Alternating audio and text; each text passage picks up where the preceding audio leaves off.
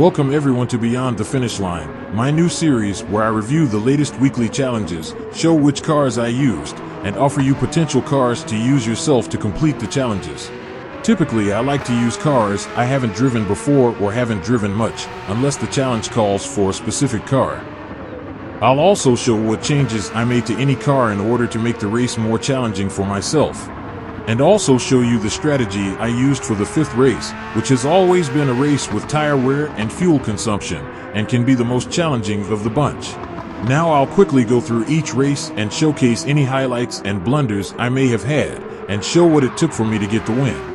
And before we start, please like, comment and subscribe. A simple click for you is a big help to the channel and is appreciated more than I can express. Thank you. So, this week, for February Week 4, Weekly Challenges, we have a Sunday Cup race, a special event one make, and the Tesla Model 3, a lightweight K-Cup race, a Porsche Cup race, and to end it all, a World Touring Car 800. The first race, the American Sunday Cup, is 3 laps at Road Atlanta, and I chose to drive the famous DMC DeLorean this time. For this race, I only have the sport upgrades equipped on this car.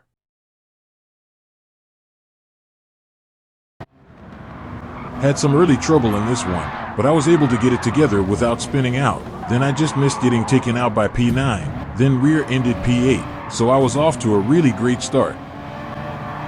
Here after the straight, I picked up a couple positions entering and exiting these 2 turns, then I got stuck behind P5 in the Camaro, showing my lack of power, so with only 3 laps, I had some catching up to do to get the win.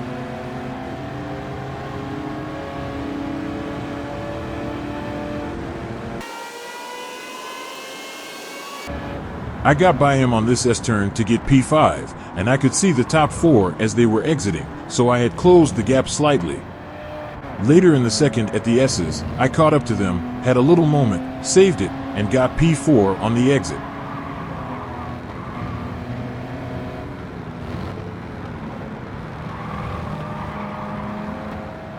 Again on the back straight, the lack of power was even more, compared to the top 3, got right behind them, and they just gapped me with ease.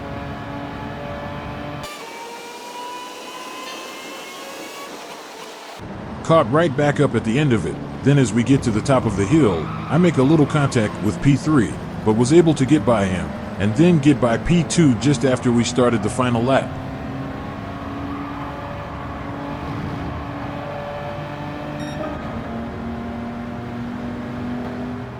Then just a little further ahead, I get side by side with P1, we make a little contact, and I manage to get the overtake just before entering the S's, and that was pretty much it for the first race. Crossed the finish with a slight lead in the DeLorean, taking home the win, and ready for race 2. And that's the one-make special event in the Tesla Model 3, another 3 laps, this time at the Nürburgring Sprint. Here are all the upgrades and changes made to the car. Took me a little time to catch up to the pack, and I wasn't able to make any passes until we got to this turn, and I was able to get in P9. Here I finally started to make some moves and got a couple quick positions, then right before the lap ended I got myself into P5, then moved into P4 through this section. Got into P2 through this quick bend, and wasn't able to get P1 until the same bend during the final lap. Got the win with P2 not far behind. Now it's time to plug in the Tesla. Next is the lightweight K-Cup at Lago Maggiore, 7 laps, and I'm in the Daihatsu Copen, probably the slowest race of the bunch, and for this one you need 400 pp or less. Here are the changes I made to meet the requirements, and this car is fully upgraded. Here in the third, I got up to P10, but was still way behind the lead pack, who had some decent distance on me. Through this section, I was able to get past the 3-car pack that was in front of me. I ended up going a little too wide, but managed to get by all 3 in the end.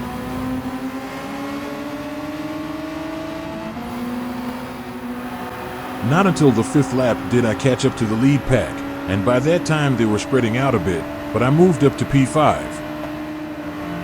To start the final lap, I got into P2, and now the chase was on for P1, but it seemed that P1 had about the same power as me, so I couldn't just pass him on the straight. I finally caught him here at this left, and got the overtake on the outside, again going a little too wide. Held on for the win in the slow Copen, and ready for some faster cars. And that started in the fourth race in the 1973 Porsche 911 Carrera RS, 5 laps at Catalunya, no chicane. For this race you need to be under 650 pp, and these are the changes I made to the fully upgraded 911. I started moving up the back of the field pretty quickly, making easy passes on the AI, and was able to get all the way up to P11 before we got even halfway through the first lap.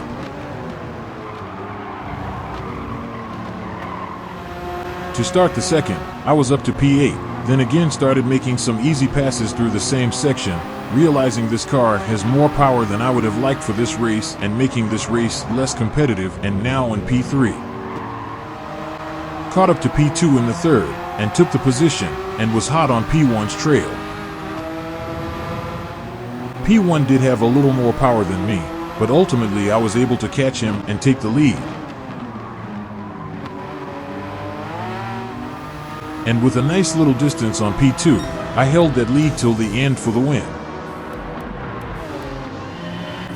Now the final race, 10 laps at Watkins Glen, and I'm in the Group 3 Genesis for this one. We got tire wear, fuel consumption, my fuel map is set to 3, racing softs, fully upgraded and no changes made.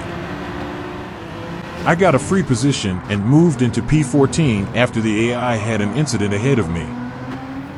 Here in the second lap, I was in P12 and steadily moving up positions without any issues, getting a quick 2 positions on this turn and then another 2 on the short straight, moving up to P8.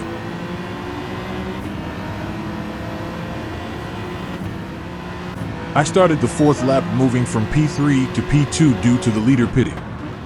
A little further up I got into P1, overtaking the Viper, and held that until I pitted in the fifth.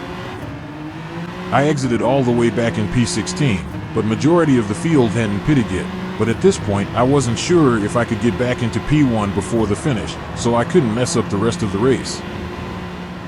Got back into P5 in the 7th, after I almost got taken out by the AI because of the line I was taking.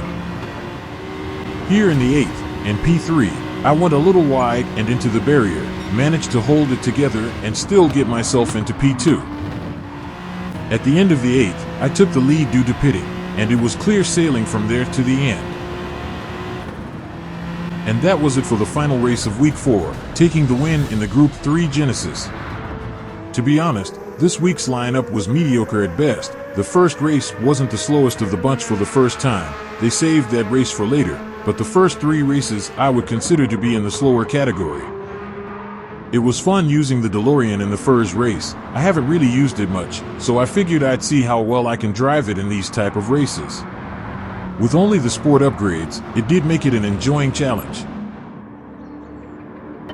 The one make special event in the Tesla was okay, but definitely nothing special. The Teslas aren't really fun to drive, it's actually kinda boring overall. This race does not need to be a regular on the weekly challenges.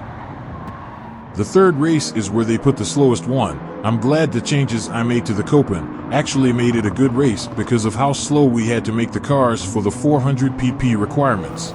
I even had to use Comfort soft tires just to have more horsepower. The changes I made to the Porsche for the fourth race wasn't enough to make the race competitive. I should have lowered the power more, because the 650 pp requirement doesn't need you to lower the horsepower by a lot. The final race in the Group 3 Genesis was good, but I may need to lower the power for these races a little, just to see if I can make them a little harder, but still get the win. They've become a pretty repetitive strategy, and once you figure yours out, you will pretty much always get the win. Week 4, like I said, was mediocre at best. I still have to work on the changes I make, so every race is a little competitive at least. The Tesla race I can do without, there's no excitement to them, and all you hear is wind and tire screeching. I think the special event race should be in faster cars, with a semi-high BOP, tire wear, and fuel consumption. If it's gonna be a special event, it should be the hardest race in the lineup. Well, that's it for the weekly challenges. Hope you enjoyed the video, and see you in the next one.